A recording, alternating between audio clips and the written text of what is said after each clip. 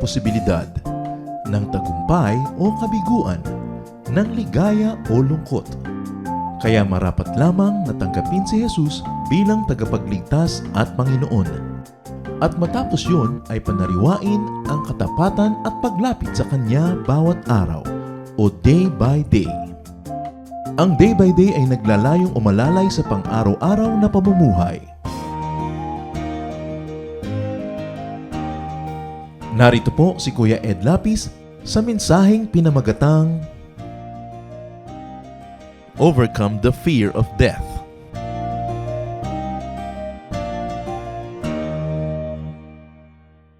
Philippians 1:21. If I live, it will be for Christ, and if I die, I will gain even more. Paul speaking. Fear of death could be very oppressive. Isa sa mga laging kinakatakutan, patuloy na kinakatakutan ang kamatayan, na hindi bagay sa mga anak ng Diyos. Overcome fear of death. Dapat mapagtagumpayan ang takot na ito at makapamuhay ang tao ng may kapayapaan at katahimikan ng loob. Dear God, we thank you for life, and in your infinite wisdom, you have allowed life to end in an earthly manner, and we thank you for this wisdom. Teach us your ways. Take away the fear of death, and allow us, O Lord, to accept your design for our life, this life and the next. We ask you to be our speaker. Give us a simple message that can affect our daily life, the way we think, the way we live, and even the way we die.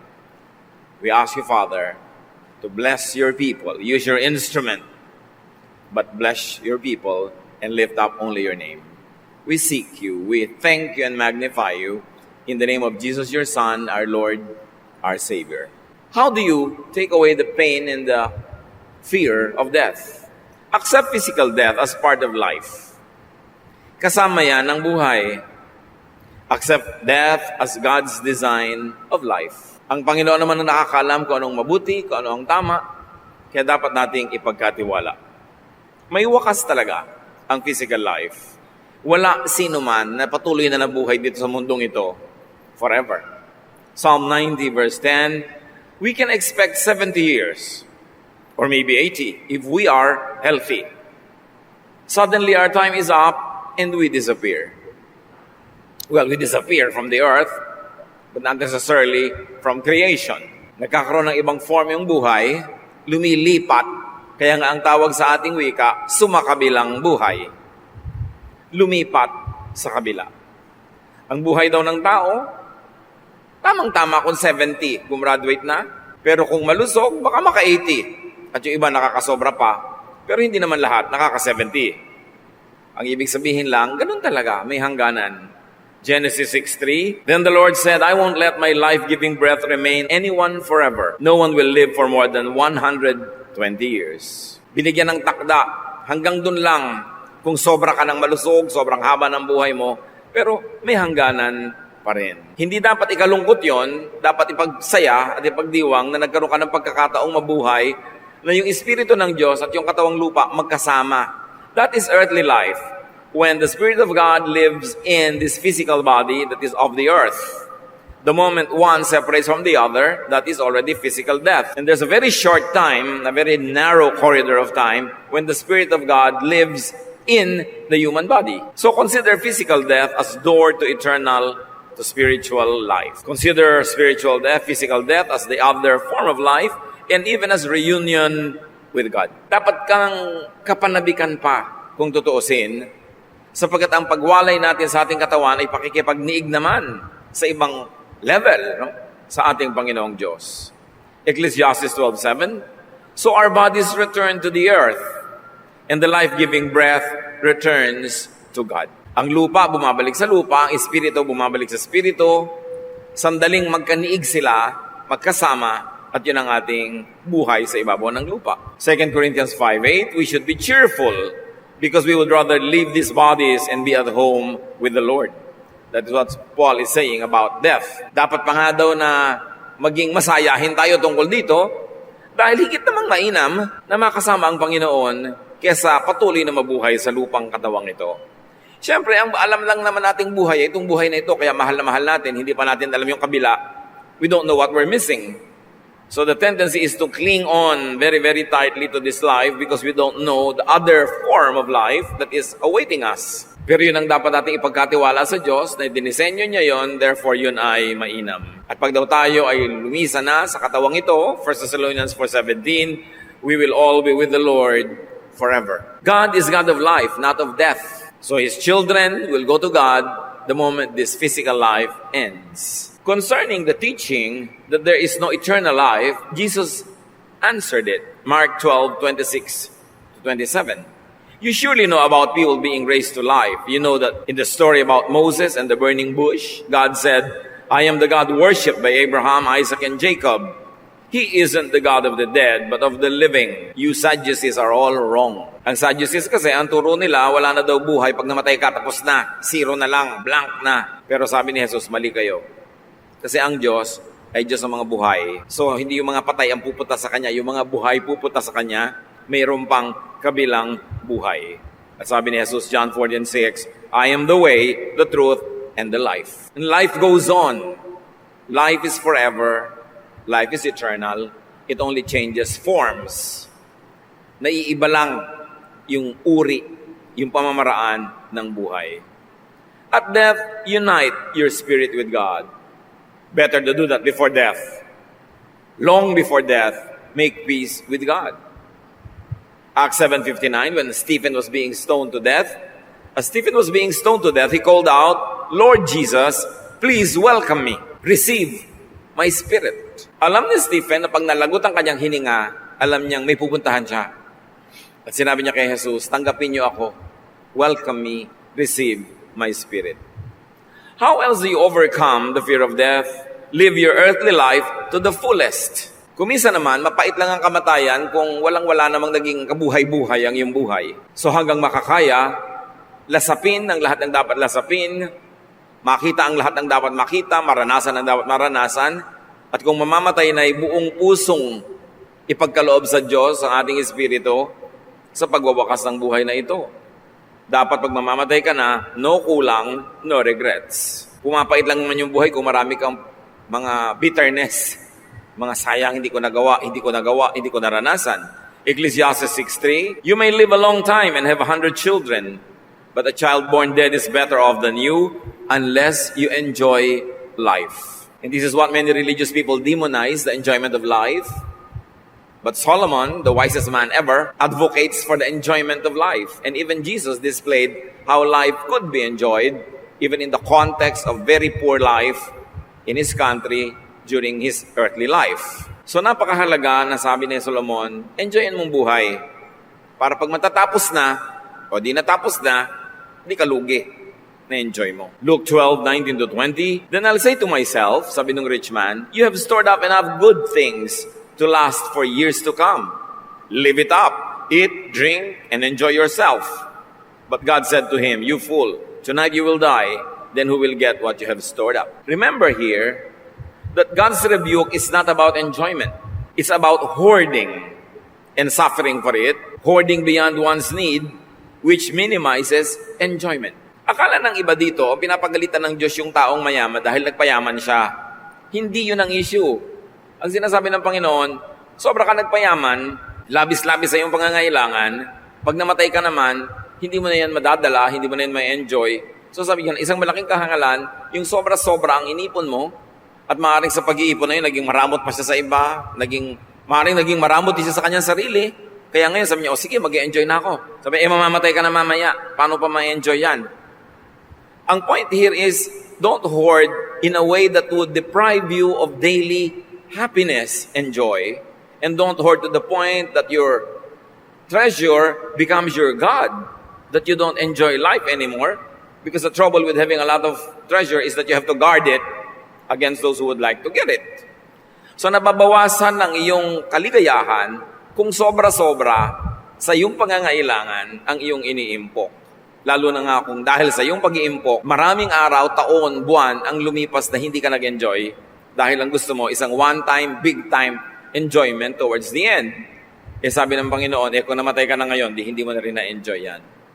In other words, The teaching is to savor and celebrate and love and value life. At ang kayamanan, tool lamang para mag-enjoy. Hindi siya end. It's only a means. Hindi masama na magkaroon ng mga kabuhayan, pero masama kung sa pag-iimpok ng kabuhayan na hindi ka na nagkaroon ng masaya na buhay. Ecclesiastes 3:12, Solomon continues to tell us, I know the best thing we can do is to always enjoy life. Why? Because there are many moments of sadness, of unhappiness, of pain, of sorrow.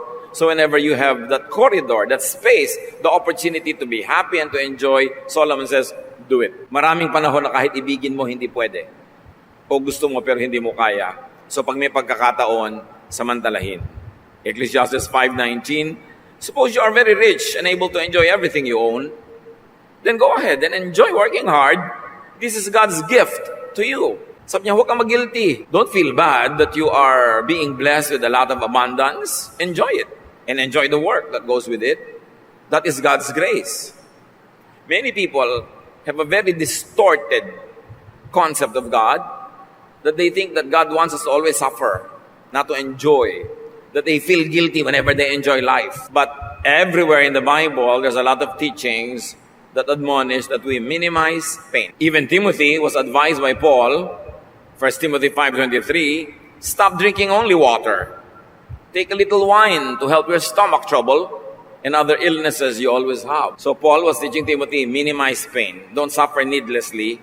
You need some medication. And at this point in time, because of your digestive system, some wine would do you good. Stop drinking only water. Well, many people will demonize wine per se, forgetting that the very first miracle of Jesus was to turn water into wine. There's too much asceticism that crept into Christianity that we demonize any enjoyment. But life is a gift from God to be savored. It is not a problem to be solved. Nakakalimutan natin yung kabaitan, kabutihan ng Diyos, at ang nakaukit sa ating isip ay imahe ng Diyos na masungit, ayaw ka mag-enjoy, laging nagagalit. But everywhere, especially Jesus, He teaches us to maximize pleasure and happiness. That the first miracle of Jesus was to turn water into wine, to extend the pleasures and enjoyment and happiness of a wedding reception. Can you imagine? Marami namang mas profound objects of miracle sana. Pero to turn water into wine, to help these village people who have such a hard life, extend moments of happiness together. Ganun ka-humane si Jesus. And Jesus is the picture, the perfect picture of God the Father. In Him, the fullness of the deity lived in bodily form. And Jesus is an instrument of God to let people know the full kindness and the true personality of God the Father. At napakabait niya sa mga tao. Ecclesiastes 9:9, life is short, and you love your wife, so enjoy being with her. This is what you are supposed to do as you struggle through life on this earth. So here, Solomon is saying, maiksi ang buhay, mahal mong asawa mo, dapat damihan mong oras sa magkasama kayo, magniig kayo, magulayaw kayo, magsama kayo. Yan ang masarap sa buhay, yung meron kang kasalo. At hindi lang yung pag-ibig sa asawa yan, lahat ng bagay na nakakapagbaligaya sa'yo, nakakapagpasarap ng iyong buhay, habang di mo ninanakaw, hindi ka pumapatay para kunin yun, hindi ka gumagawa ng masama, go ahead, go for it. Sabi niya, maiksi ang buhay, lasapin ang ligaya, mabait ang Diyos. Dapat natin kilalanin siya. Ecclesiastes 2:10, sabi ni Solomon, I denied myself, nothing my eyes desired. I refused my heart, no pleasure. My heart took delight in all my labor, and this was the reward for all my toil. And it was not wise for nothing. Of course, many conservative priests, even in Israel, would demonize the enjoyment of Solomon because they are not comfortable whenever they see people who are enjoying life. They think that holiness is always equated with suffering and hunger and poverty. But that is a kind of life that Solomon and Jesus was trying to make people understand. That's why Jesus was pressing at weddings, at socials, that he was called a glutton and a drunkard because he savored life and he enjoyed the life with the people who were with him. And of course, those were very good situations for him to bring them to God. But there was an emphasis on enjoying God's graciousness. Ecclesiastes 8:15, so I commend the enjoyment of life because there is nothing better for a person under the sun than to eat and drink and be glad. Then joy will accompany them in their toil all the days of the life God has given them under the sun. Sabi niya, maraming problema ang buhay, so kung meron kang pwedeng masiyahan, gawin mo yon. nakakabalance, nakakapagpataba ng iyong puso, nakakapagpatibay ng iyong loob para maging sandata mo pagdating ng mga panahon ng kahirapan. Of course, for you to maximize enjoyment of life, up to a point, you have to maximize income. Lalo sa very cash-oriented economy na ito, na lahat binibili to be able to afford much enjoyment. That's why the Lord teaches us to work 6 days, rest only on the 7th, to earn your keep. Kailangan kitain natin yung mga gastusin natin. Maraming gastos ang buhay. At maraming nabibili talaga ang pera. Hindi masama ang pera. Ang masama, juicin mo yung pera. Pero kung ito'y pinagtatrabahuhan mo ng honest at ginagamit mo sa paraan na nagpapaligaya sa iyo sa iyong kapwa, di mabuti. Ecclesiastes 10:19, a feast is made for laughter. Wine makes life merry, and money is the answer for everything. Sabi niya, alam niyo, kaya kayo nagpa-party para kayo sumaya, pero kailangan niyo ng pera para magkaroon kayo ng party. Napakaraming problema ang nalulutas ng pera, huwag na masamain yan. Magtrabaho, kitain yan, at gastusin ang tama, magbigay sa mga nangangailangan, at huwag din kalimutan na enjoy yan ang buhay. At para mangyari yan, kailangan tayo masipag. Anong kinalaman niya sa pinag-uusapan natin? Pag ang buhay mo puno, nagkaroon ng kasiyahan, nakapagpasaya ka ng kapwa, kung mamamatay ka, di mamatay ka. Nag-enjoy ka na sa buhay. Wala ka ng regret. Nagawa mo ang dapat gawin at yung mga idinisenyo ng Diyos, mga ginawa niyang papaya, nakain mo, magagandang view na tingnan mo, yung masasarap na mga inumin, malalamig na buko na inom mo yan, kasi na-afford mo, kung magwawakas na ang buhay, wala ka na dapat masyado mga panghihinayang at mga pagsisisi. Kaya si Solomon, napakasipag. Ecclesiastes 2:4, I undertook great projects. I built houses for myself and planted vineyards. And in Ecclesiastes 2:8, he says, I amassed silver and gold for myself and the treasure of kings and provinces. I acquired male and female singers, a harem as well, the delights of a man's heart. So gumagawa din siya ng mabuti. This lady of Proverbs 31, she makes a lot of money. She has a lot of trade. She has many profitable ventures, but she opens her hands to the needy. She's charitable as well. So, at the end of life, so that you will not have regrets, enjoy, maximize enjoyment, minimize pain, and do the most good while gifted with life. Ecclesiastes 2:4, sabi niya, I undertook great projects. We have to do good. And even doing good has to be financed a lot of time. That's why it is important to be equipped with the tools to be helpful to others. Ecclesiastes 12:14, for God will bring every deed into judgment, including every hidden thing, whether it is good or evil. So abound in goodness, in good works, while you are enjoying the gift of life. At the same time, pwede yan sabay. Malaki ang puso ng tao, kasya lahat yan. Hindi pwedeng piliin lang na magdusa para maging mabuti at mabait. Pwedeng sabay. Matthew 25:40, the king will reply, truly I tell you, whatever you did for one of the least of these brothers and sisters of mine, you did for me. We all know the background. People are being weighed on the scales of God's justice. At sabi niya, lahat ng ginawa niyong mabuti sa kapwa niyo tao, ituturing kong ginawa niyo sa akin. At magiging points yan para sa inyo. So do the most good. And it is wonderful to be equipped to do the most good. That's why we have to earn, we have to be productive, we have to be fruitful, so that we will produce excess, so that we will have surplus income to be able to give away to people who are probably too old, too young, or too sick to be productive. Para tayo makatulong sa mga tao. At ang lahat ng yan, pag ginawa mo, kung magwawakas na ang buhay na ito, maluwag nating natatanggap. Kasi nagawa natin ang mga magandang gawin. So have no regrets at and towards the end of earthly life. It is important. Love when you have time, not when you no longer have time. Give of yourself. Learn from others. Share people's lives. Yun ang nagpapasaya at yun ang nagdadami ng kahulugan ng ating buhay. Ecclesiastes 12:13, now all has been heard. Here is the conclusion of the matter. Fear God and keep His commandments, for this is the duty of all mankind.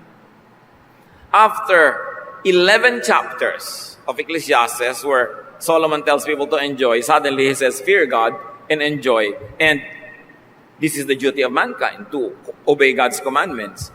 So is this an antithesis of the first 11 chapters? Bigla niya sinabing, ay actually, matakot kayo sa Diyos, huwag kayo mag-enjoy. O may ibang kahulugan yung fear God na ito? That He is saying, live according to God's design, to God's law. That here, fear God does not mean do not enjoy life, but actually enjoy life. You fear God, then you enjoy life because God gave you a life to be enjoyed, not a problem to be solved, not a curse to suffer from. Life is God's gift. And if you fear God, you obey His commandments, you will see His goodness, His kindness, and you will never refuse the generosity that He is offering. You enjoy your life, you do the most good, minimize pain, you maximize your pleasure and happiness, and you do the most good, and that is fearing God. Because we were designed by the Lord to enjoy His creation. All you have to do is look at your body, study your senses, what kind of senses God gave us. And senses are for sensations. Therefore, God, who is so artistic and so sensitive and so kind, designed our bodies so that we would enjoy the physical world that He created. Life is God's gift to be enjoyed, not a situation to problematize.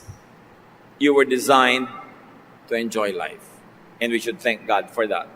Not using it as a license to abuse, but a ticket to what God would like us to experience before our earthly life ends. Psalm 139:14, I praise you because I am fearfully and wonderfully made. Your works are wonderful. I know that full well. So pag sinusuri nitong umawit ang kanyang sarili, pinupuri niya ang Diyos. Sabi niya, I was designed so well to have a good life and to enjoy this physical life. I will not apologize for it. I will not demonize it. I will only be grateful to God for His graciousness, for His kindness. Alam niyo yung asceticism, yung sobrang pagtitiis sa sarili, pagtitimpi, pagpapahirap sa sarili, these are reactions to the excesses of the church in the first several centuries of Christianity.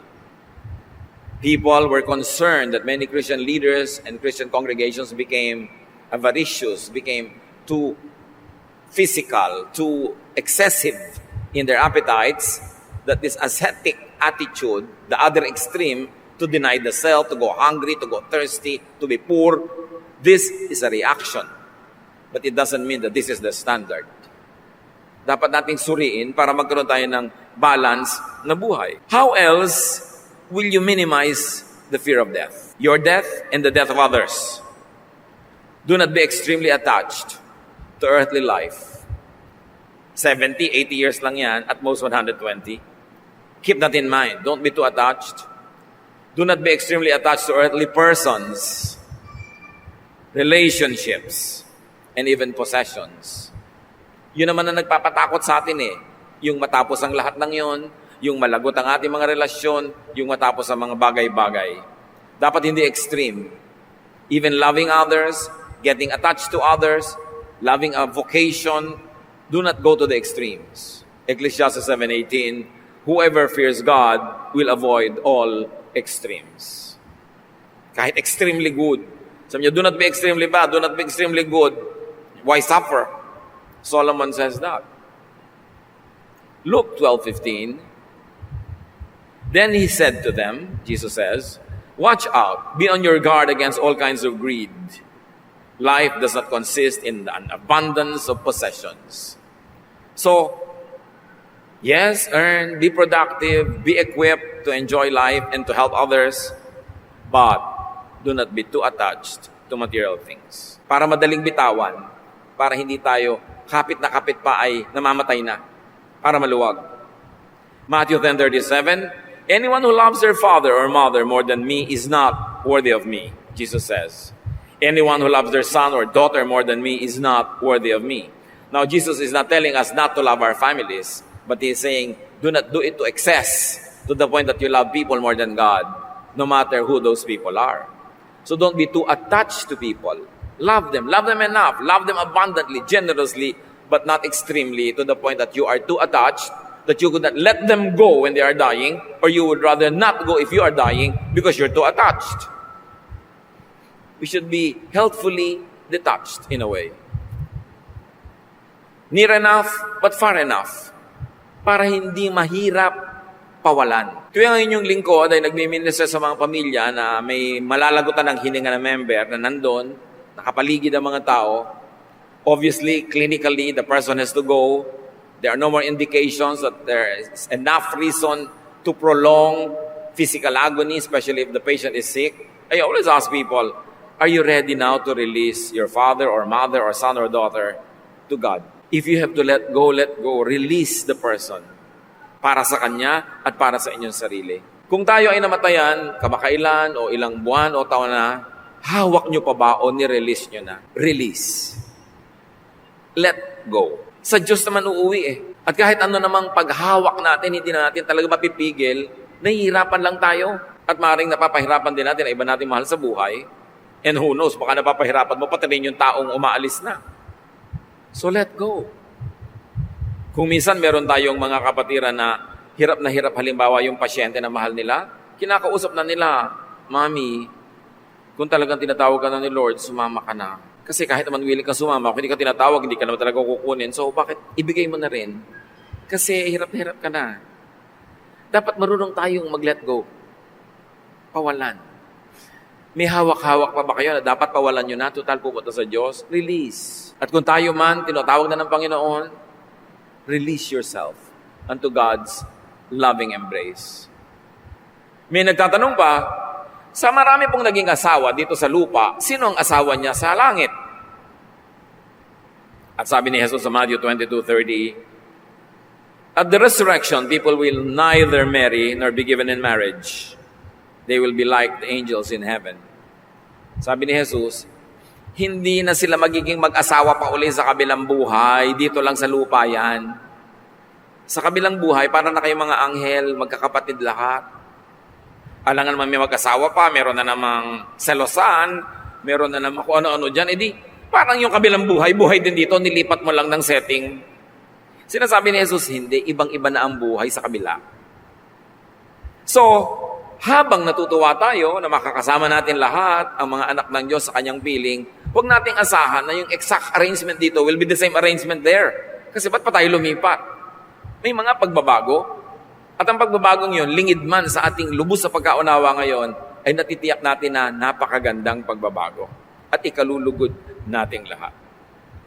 So do not fear death. Do not fear separation here on earth. Because we will be with the Lord forever.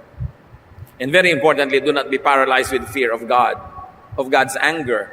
Many people are so afraid of death because they think that God will punish them forever. Psalm 103:8-10, the Lord is merciful. He is kind and patient, and His love never fails. The Lord won't always be angry and point out our sins. He doesn't punish us as our sins deserve. Napakabait ng Diyos. Kuminsan yung iba, takot na takot humarap sa Diyos dahil iniisip, tutorturin tayo ng Diyos, paparusahan tayo. Bakit ganun ang pagkakakilala natin sa Diyos? Natatakot tuloy yung iba na humarap. Remember, Jesus takes away the sins of the world. Kaya dinadala natin ang tao sa pagkakilala kay Jesus, tanggapin siyang Panginoon, tagapagligtas, at ang lahat ng yan ay mabura, mabayaran, at matuwa tayo pag humarap tayo sa Ama dahil bayad ng ating mga kasalanan, at huwag tayong matakot na pagdudusahin tayo ng Diyos dahil inako na ni Jesus ang mga pagdurusa. Revelation 21:1-4, I saw a new heaven and a new earth. The first heaven and the first earth had disappeared, and so had the sea. Then I saw New Jerusalem, that holy city, coming down from God in heaven. So here, new heaven, new earth, new Jerusalem does not mean old heaven, old earth, Jerusalem that was only photoshopped and recycled. It's a totally new idea. Now, the concept of heaven, the concept of Jerusalem becomes a symbol of something totally new. Hindi naman natin biglang mamanahin uli, not the physical, geographical Jerusalem, but a new Jerusalem-ness, whatever it meant to the people of old. Bago na, everything will become new. Hindi recycled of the old. Hindi restored. New. And new is that, it means new. Sa pag-emphasize dyan, sabi ni Jesus sa Matthew 9:16-17, no one uses a new piece of cloth to patch old clothes. The patch would shrink and tear a bigger hole. No one pours new wine into old wineskins. The wine would swell and burst the old skins. then the wine would be lost and the skins would be ruined. New wine must be put into new wine skins. Both the skins and the wine will then be safe. And that is what we can expect, the same parallel thing, that in the new heaven, in the new earth, in the new life, things will become new for the better, for the best. It's not the same. It's not recycled, old world, just refitted and called eternal. Doon tayo magkaroon ng excitement kung ano yun. Sabi sa Bible, 1 Corinthians 2:9, what God has planned for people who love Him is more than eyes had seen or ears have heard. It has never even entered our minds. Ang inihanda doon ng Diyos para sa kanyang mga anak ay hindi pa natin nasagi ng guni-guni. Wala pa sa ating nakakita, wala pang nakarinig. Sa dinami-rami na nang narinig at nakita natin, wala pa tayong kamuang-muang kung ano ang gandang inihanda ng Diyos para sa kanyang mga anak. Hindi pa natin man lang na-imagine. At sa Revelation 21, 1-4, I heard a loud voice shout from the throne, God's home is now with His people. He will live with them, and they will be His own. Yes, God will make His home among His people. He will wipe all tears from their eyes, and there will be no more death, suffering, crying, or pain. These things of the past are gone forever. Yun ang naghihintay sa atin sa piling ng Diyos. Kaya sinabi sa 1 Corinthians 15, 50-58, my friends, I want you to know that our bodies of flesh and blood will decay, but we will all be changed. The dead will be raised. We will all be changed so that we will never die again. Our dead and decaying bodies will be changed into bodies that won't die or decay. The bodies we now have are weak and can die, but they will be changed into bodies that are eternal. Then the scriptures will come true. Death has lost the battle. Where is its victory? Where is its sting? Kung mawawala ng kamandag ng kamatayan, mababago ang ating anyo, mababago ang katawan na ibibigay sa atin ng Diyos, at hindi na tayo masasaktan pang muli, hindi na tayo magdurusa, hindi na tayo luluha, hindi na tayo mamamatay pa. Yun ang naghihintay sa atin sa kabilang buhay. So bakit kakatakutan yan? My dear friends, to continue, stand firm and don't be shaken. Always keep busy working for the Lord. You know that everything you do for Him is worthwhile. So therefore, yan ang sabi, may therefore, may conclusion. Dahil nakakatiyakan ang pupuntahan mo, hindi ka na mamamatay, hindi ka magdurusa, hindi mo pa na-imagine kung anong ganda na naghihintay sa'yo. So habang nabubuhay ka dito sa mundo, maglingkod ka sa Diyos. Ang iksi-iksi ng panahon na pwede ka maglingkod. Kung mabuhay ka ng 70, 80, 90, yun lang. After that, mag-e-enjoy ka na ng lahat ng regalo ng Diyos forever and ever. So sa maiksing buhay na ito, sulitin mo naman. Pero hindi naman pinapaubos sa'yo 100% na service. Tinuturo ka rin mag-enjoy ng life, masiyahan. Pero dapat kinakambalan mo lagi ng katapatan, ang paglilingkod, pag-ibig sa Diyos, sa kanyang gawain, pagtulong sa mga nangangailangan, pagdadala ng mga kaluluwa sa paanan ni Jesus. Sabi, sasandali mo lang pwedeng gawin yan. Tapos ang tagal-tagal mo na mag-enjoy ng benefits. So habang nandito ka sa lupa, mag-perform ka naman. Do what you can. Keep busy working for the Lord. Philippians 1:21, if I live, it will be for Christ. And if I die, I will gain even more. Sabi na ibang versions, to live is Christ, to die is gain. But before death could be gained, first, life has to be Christ. Kailangan muna nating gugulin ang buhay na ito ng katapatan sa Panginoon, paglilingkod, pag-aayos ng ating sarili, pagtulong sa kapwa, pagpapalawak ng kaharian ng Diyos dito sa lupa. And when you die, take it graciously, even thankfully and gratefully, because you go into another form that is beyond your imagination, but is in the hands of our loving God. Dear Lord, teach us. Teach us, Lord, to minimize the fear of death. And teach us, Lord, to anticipate the glory of your presence. Turuan mo kami bigyan ng katuturan ng buhay na ito.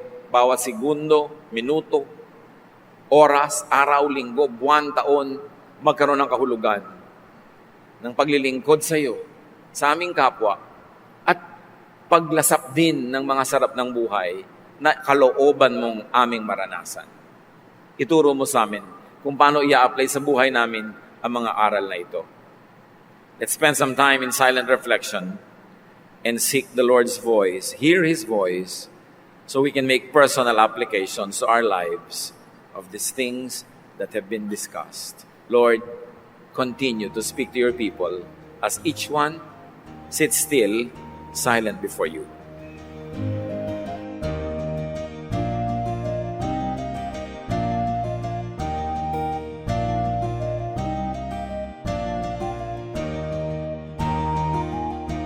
Ang katatapos pong mensahe ni Kuya Ed Lapiz ay pinamagatang Overcome the Fear of Death.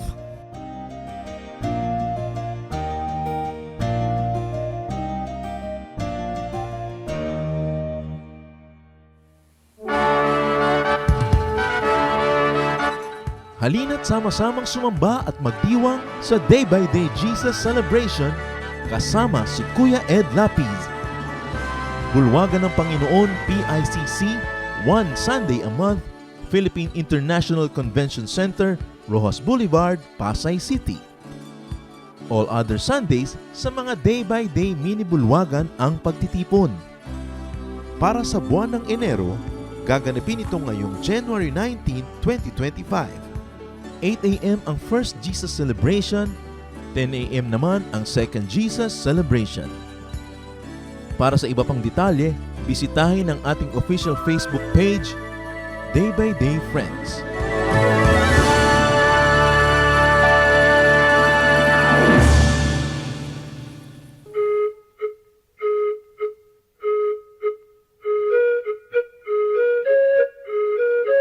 Dumako po tayo sa mga hiyas ng bayan, mga bagay po na maaari nating kilalanin, pag-aralan, ipagmalaki bilang mga Pilipino, hindi naman para magyabang, kundi para magkaroon po tayo ng mahalagang pagtingin sa ating mga ninuno, sa ating nakaraan at sa ating sarili.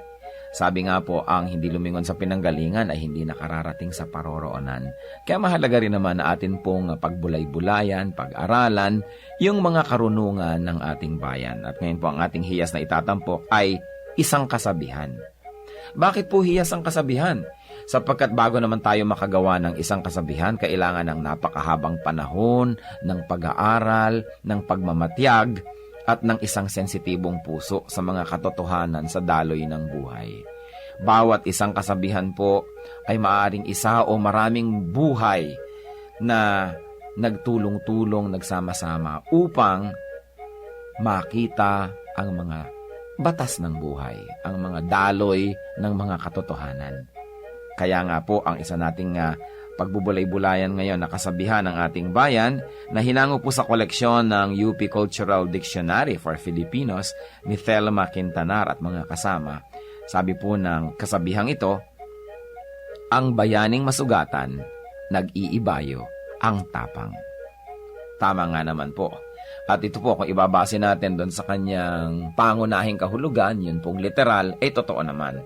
Sa mga larangan ng digmaan, yung mga bayani, habang nasusugatan, habang tinatamaan at nagdurugo o kaya po ay lumilipad ang mga punglo sa paligid, ay lalong tumatapang.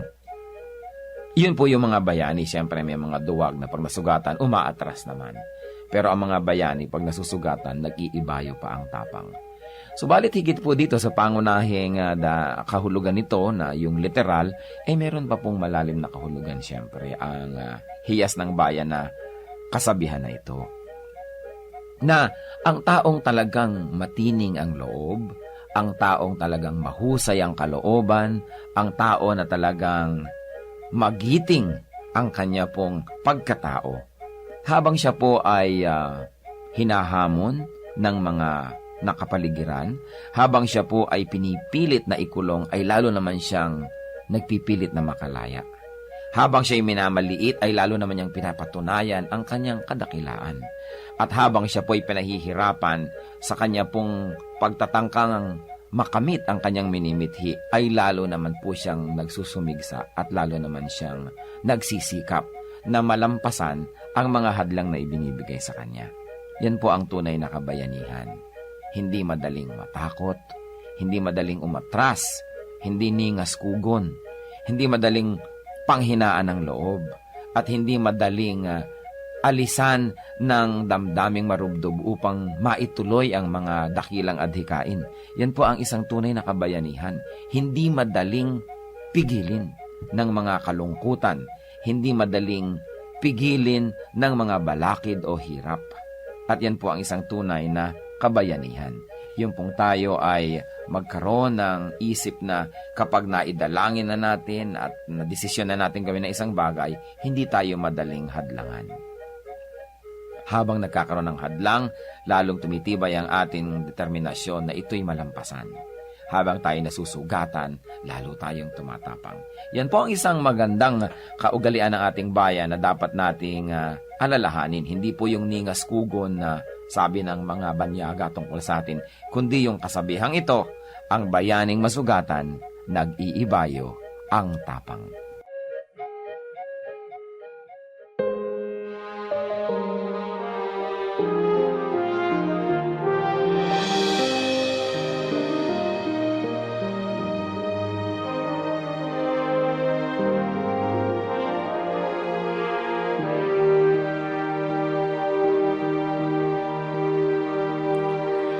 Di may hahambing pag-ibig niyo sa akin. Di may haling tulad ang wagas niyong pagtingin. Ang iyong pagmamahal sadyang walang hadlang, wala sa kalagayan at katayuan.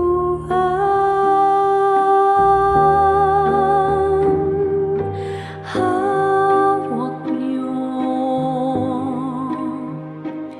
aking kamay sa tuwing nanananglahay at sa tuwing magkamali. Walang hanggang pagpapatawad niyo sa'kin.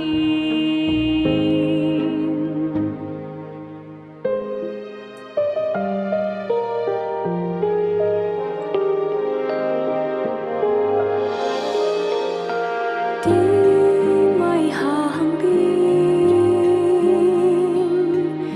pag-ibig niyo sa'kin. Di may haling tulad ang wagas niyong pagtingin. Ang iyong pagmamahal sadyang walang hadlang, wala sa kalagayan at katayuan.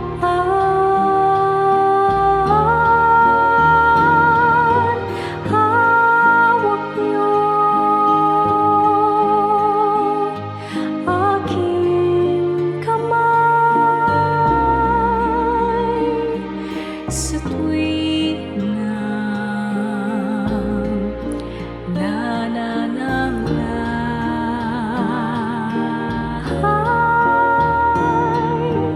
at sa tuwing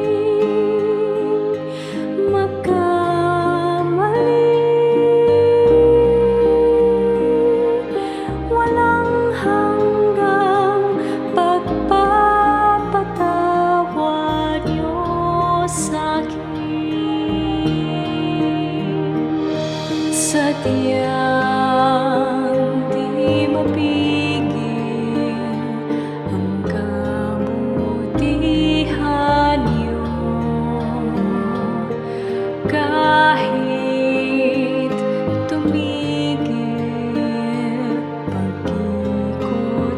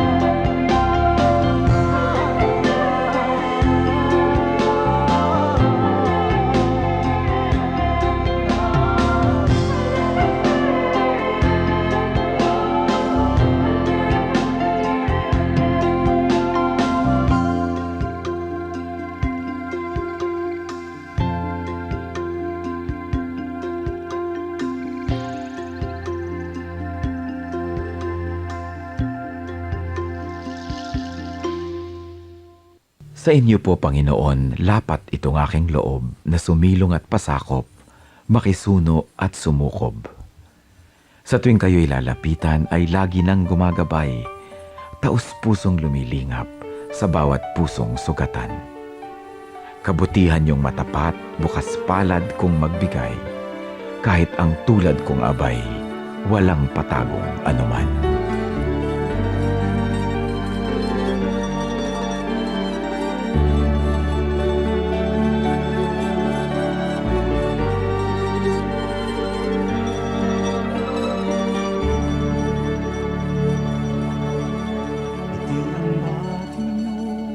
Sa pagsikat ng araw, maging sa karilagan ng takip silim,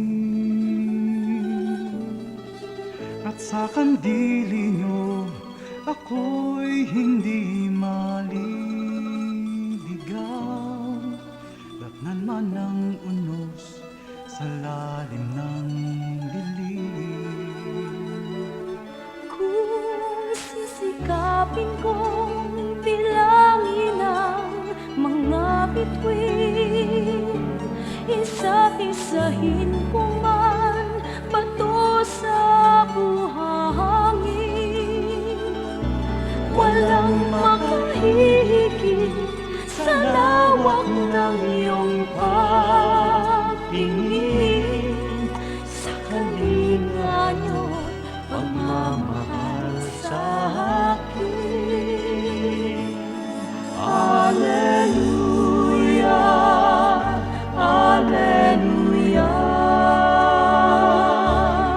Alleluia, Alleluia, Alleluia, Alleluia, Alleluia, Alleluia.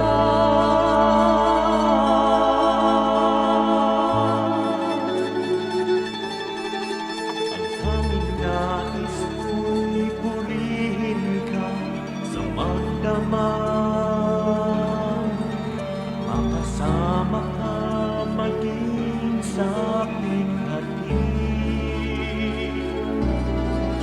Ako'y nagagalak sa kaligtasan niyo't habag, pagkat paglapit ko, ngiti ang iyong bati. Alleluia, Alleluia,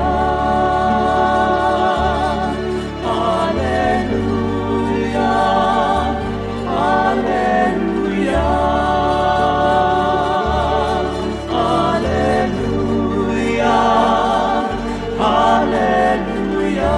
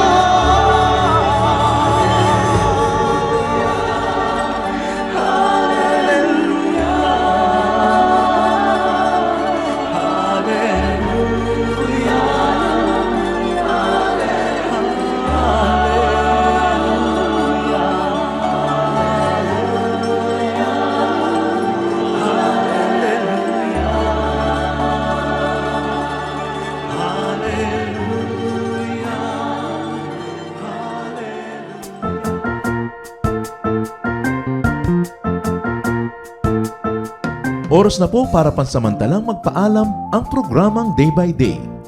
Tayo po'y magsama-sama tuwing ika-6 hanggang ika-7 ng umaga, araw-araw. Magandang umaga po at mabuhay ang Panginoong Hesus!